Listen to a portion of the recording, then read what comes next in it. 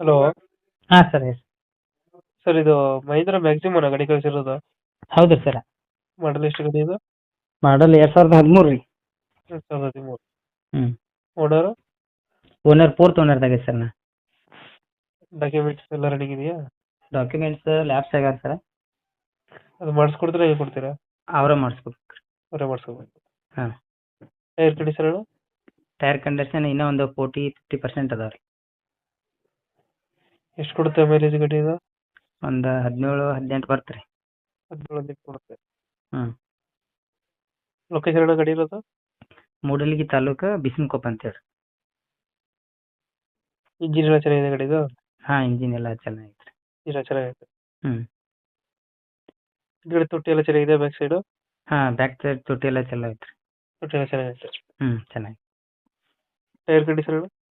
tyre condition ಹಿಂದೆಲ್ಲ